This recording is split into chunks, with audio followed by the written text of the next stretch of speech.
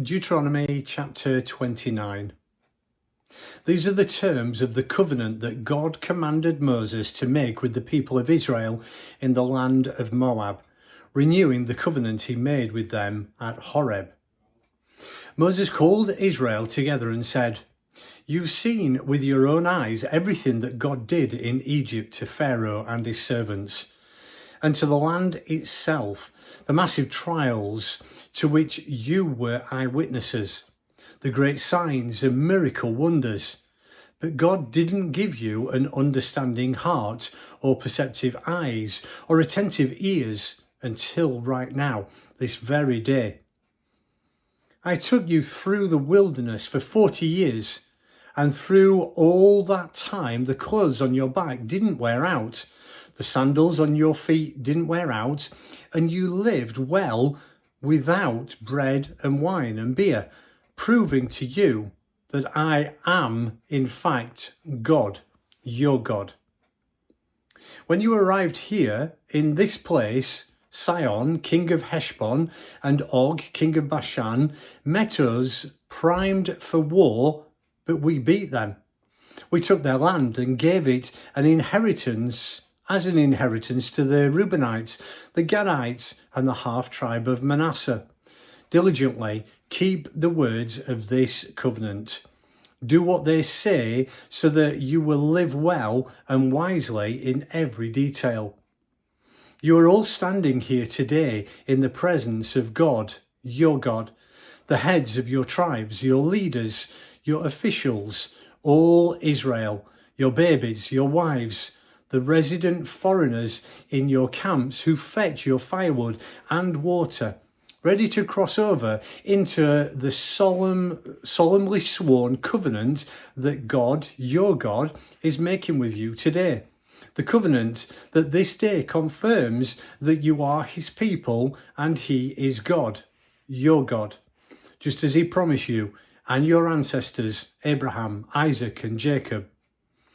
I'm not making this covenant and its oath with you alone. I'm making it with you who are standing here today in the presence of God, our God, yes, but also with those who are not here today.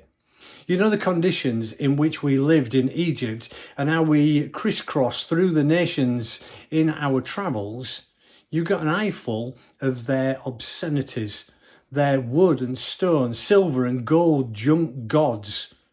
Don't let down your guard, lest even now, today, someone, man or woman, clan or tribe, get sidetracked from God, our God, and gets involved with the no gods of the nations, lest some poisonous weed sprouts and spread among you, a person who hears the words of the covenant oath but exempts himself, thinking, I'll live just the way I please, thank you, and ends up ruining life for everyone. God won't let him off the hook. God's anger and jealousy will erupt like a volcano against that person. The curses written in this book will bury him. God will delete his name from the records. God will separate him out from all the tribes of Israel for special punishment, according to all the curses of the covenant written in this book of Revelation.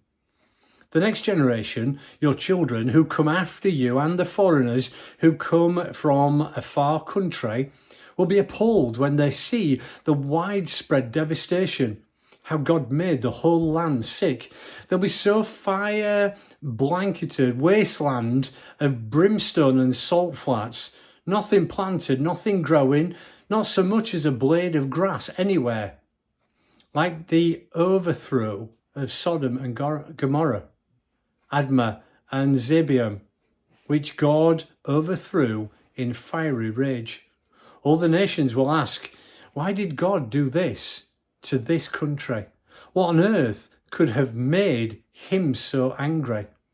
Your children will answer, because They abandoned the covenant of God, of their ancestors that he made with them after he got them out of Egypt.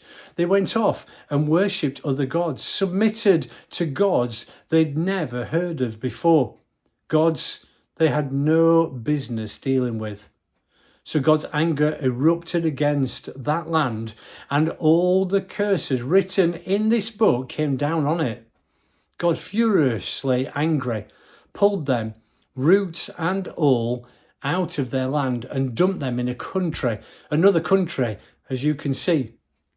God, our God, will take care of the hidden things, but the revealed things are our business. It's up to us and our children to attend to all the terms in this revelation.